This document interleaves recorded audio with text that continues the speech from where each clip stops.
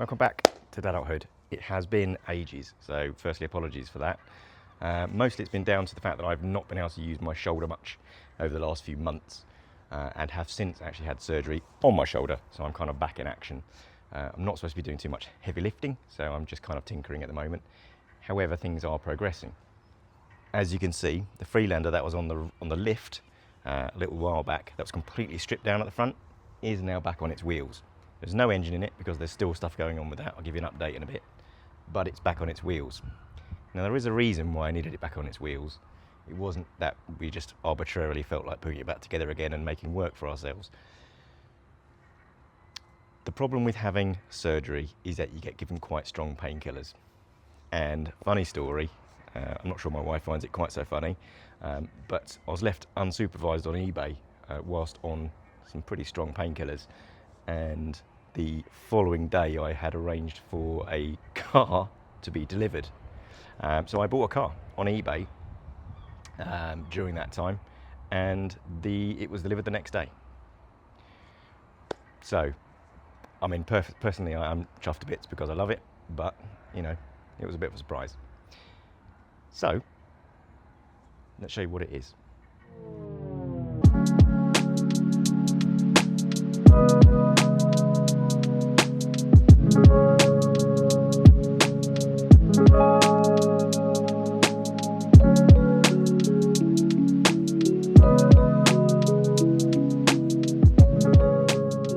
You'll notice that it is not a Land Rover.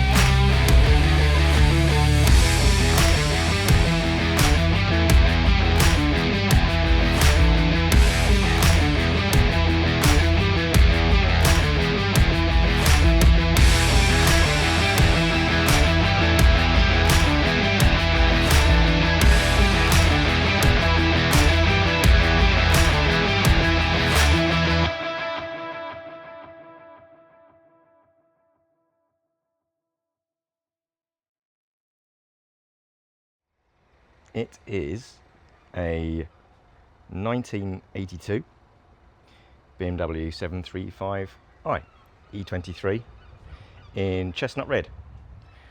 Something completely different than I would normally go for, but my gosh, what a beautiful car. Now, it's not a perfect car, as you can imagine. It has, in fact, been off the road for around 6 years, and I would argue it wasn't used with much intent even before that for quite some time. So it does need a bit of addressing here and there to get it back on the road.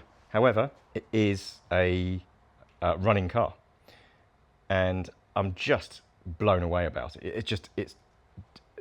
In my eyes, it's just a stunning car.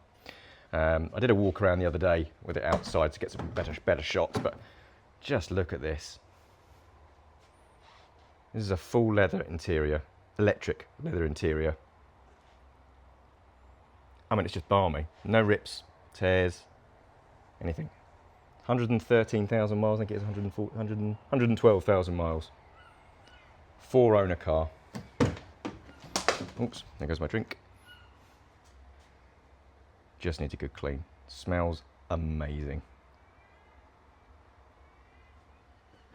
So, yeah, don't leave me unsupervised on eBay. I mean, crikey.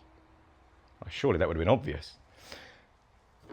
But yeah, I've done a couple of bits to it without doing any heavy lifting. The first thing, in fact, was some new dampers for the bonnet, because that was a bit too much heavy lifting. And we're now just sort of looking at addressing a few of the oil leaks. Things have just dried up over the few years. So the rocker cover gasket is leaking, and it's dripping down onto the AC pump down there. In fact, there's fresh oil dripping down there, so I can see where it's coming from. That's pretty handy. I gave it a bit of a clean the other day. It's otherwise in amazing condition. When I bought it, it'd been taken off the road because the throttle cable was stuck. When in fact, actually, I got it back here, and it was this linkage back here, that black bar. There's a linkage that goes through the bulkhead. I took that all apart. It was all rusty inside, cleaned it all up, re-lithium greased it, put it back together again, and it's now perfect. So that runs really nicely. The idle is lovely. When it gets warm, the idle stabilization is not great. The vacuum pump is knackered on it. So that's in bits over here. In fact, I'll show you. It's this thing. So this little vacuum pump, it's an HVAC vacuum pump. That belongs over here and takes vacuum off the inlet down here, of the manifold down here. So that is knackered, so that's not doing its business. I've got a couple of relays that have gone, windscreen wipers aren't working. I've got the electric windows to work, they weren't working, that was just a wire that had become disconnected. But otherwise, what an amazing car. I'm sure you'll agree. Yes, it's not a Land Rover, but my goodness, what a stunner. This is chestnut red. It's quite a rare colour. There's certainly not many of these around. And it was in fact owned by, well, the first owner was a racing driver. I looked it all up in the history, and he was an Aston Martin racing driver. So this was his runabout. And I don't blame him. What a stunner. The car was 18,000 new, 18,500 pounds new, plus he paid an extra £5,000 for that interior. That's nuts. So it was like 24,000 pounds back in 1982. That's the equivalent of 102,000 pounds now. That is not a cheap car. So, shall I start it up and show you what it sounds like? Because it sounds just lovely.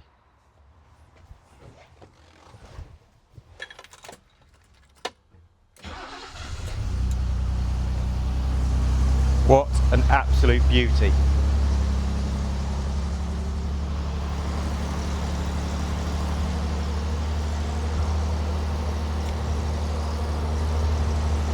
Sheer stunner.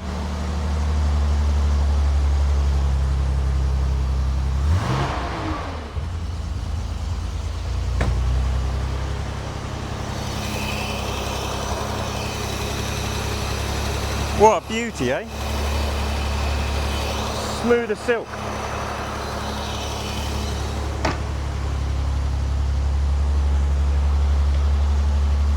I mean, honestly, I was pretty pleased with that. Yeah, what a great car. So there are a few things that need doing still. So like I said, the electric windows weren't working. They are now. The electric seats are working mostly. The driver's seat won't go forwards and backwards, but everything else works. Headrests aren't working, but again, I'll probably strip down these seats and do a rebuild on them anyway. Mirrors are working. Most of this dash stuff is working, which is great. Sunroof is not working. Those buttons don't do anything. And I'm not getting any power to the stereo or any of this equipment here. Hazards work. but I'm not getting anything to here at all, so none of this is working. Now that might be quite common, I don't really know. The blowers are working, which I know is something that's quite common that goes wrong with these things, but they are working really well, and most other things are okay. Wipers aren't working, but I think I tested a relay, and I think the relay is duff on that one, so I'm just going to buy a new relay, which appeared to be 18 quid, which seemed quite a lot of money for a relay, but that should get them working. And because this is MOT and tax exempt, I can now drive it on the road with a bit of insurance. All the lights work. So once I've got the oil leak sorted, that rocker cover gasket, stop it from losing oil and bleeding all over my workshop floor, I can then actually use it on the road, and that's kind of the idea. Yeah, the plan is not to strip this down into its component parts like I have a habit of doing.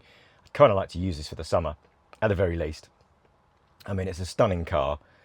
It's got an awful lot of presence. I mean, I had it parked outside the unit here, and lots of people have stopped and asked questions about it, way more than Frank or any of the other cars. So it really is, it is a bit of a showstopper. So yeah, I just kind of want to get it on the road. I need to get it reliable. It was very low on coolant. Now I'm not sure if it's leaking coolant. It's certainly not blowing any coolant out, so I'm pretty happy with the gasket and stuff like that. Again, it's not been on the road for quite some time.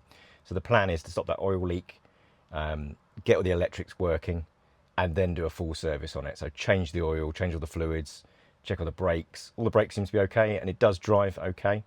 You know, it's just a charming car to be in. But I want to make sure that I've looked after it before I start trying to actually use it on the road and getting stuck with the AA again. But yeah, what an amazing car, isn't it? So let me know what you think. It's just a short video, this one, to kind of like let you know that I am still around, but I'm not really doing any of the heavy lifting stuff. But yeah, let me know what you think. As well as obviously getting the BMW, we have been doing a bit of work on the Freelander. Now the Freelander has been stripped down to its component parts, as you can tell. We have the block here, so that's been literally treated and then painted black. So that's what I've been doing in my spare time. Not heavy lifting, promise, Tran. This is all quite easy stuff to do. So that is done. The crank has actually gone down to my engine builders because that needed to be reground. I did buy another one off eBay, this one here, for 60 quid, but it was worse than mine. So that's now going to be, that is now going to be an ornament, or I'll turn it into a lamp or something like that. So the crank is being reground. It's not too bad, only a couple of thous, I believe, been taken off, and I've got some bearings coming with that as well, so that can then get rebuilt. I did have a couple of bits vapor blasted for the engine, ready in preparation for the rebuild, and I learnt a lesson as well. So this is quite a good one actually. Hang on, I'll show you. This is quite terrifying how quickly this happened. I bought that tank, that detergent tank over there, a little while back, and it's been very useful, and this is what I've put in it. This is a heavy duty degreaser, use on all surfaces. It is not an acidic one, but I have got it pretty strong in there, looking at the ratios. 1:20 ratio, I've probably got that 1:10, I think, because I put quite a lot in there. But what happened is that this cam cover I left in there overnight, and no real issue. It kind of became really tarnished, and that was a bit of a pain. I couldn't seem to get it cleaned the next day, so I took it to Ivor here at Devices Vapor Blasting, and he cleaned up this sump pan, which has come up really, really nicely, which I had cleaned but not left in the tank. This one I'd left in the tank overnight. Look at the finish. So this side, it's kind of like, okay, fair enough. But look at this. This is all line board. It has literally eaten away at the surface of the aluminium. I've never seen anything quite like it. Now there's a piece of gasket on here when I left it in my tank that was on this one piece. Look at that. That's what it saved. That's what it should have been like. Isn't that utterly crazy? So yeah, lesson learned. I was a bit annoyed about that. So this will be going on the wall. That's another piece of wall art, because it is nice and clean and shiny. But 26 quid, I bought myself another one. So I'm just going to clean that up with a bit of brake cleaner, and we'll be done with that. I'm not bothered getting that vapor blasted. But yeah, isn't that crazy? So I did not know it would eat it away quite as badly as that. So yeah, so that is well, that's what I'm waiting for. So in a few weeks' time, I should get the crank back, and that will be ready to start doing the rebuild. And then literally, I'm going to bring that block in and just start bit by bit piecing it together again, and gradually using up all the bits that I've taken off. We have been cleaning things up, and you know, we've got a few components that are ready to go. I'm keeping them in this box. So as I do them, I've been cleaning them up. We've been using them up as we go. All the cams, sump pan, all that kind of stuff, covers, all ready to go. So we've got the oil pump and all this kind of stuff in the assembly down here. Everything ready to go on the engine. So there are a few other bits I need to do before I obviously put everything back together again, but rather than cleaning everything up as I go, which is probably what I should have done, I've kind of left bits really. So I'll get the block back, get the crank in it, get the pistons in it, and just as I go to put things back on, I'm going to clean them up and put them back on. There's not a lot else that needs vapor blasting or anything like that at all, so it should be relatively straightforward. And yeah, should be an interesting build. But for the time being, this beauty is keeping me going. Now, as you probably know, we do name our cars, and we went through all sorts of different iterations, and we've decided that this is going to be called Bruno. It was kind of unanimous in the family, and a couple of friends I asked as well, and Bruno it is. So Bruno the 1982 735i. I think it's very fitting. That's kind of it for the minute, because I'm not really supposed to be working on the cars, but I wanted to kind of provide an update to let you know that I am still here, and we've got some exciting stuff ahead of us. I don't think I'll be buying any more cars anytime soon, but this should keep me going for a while.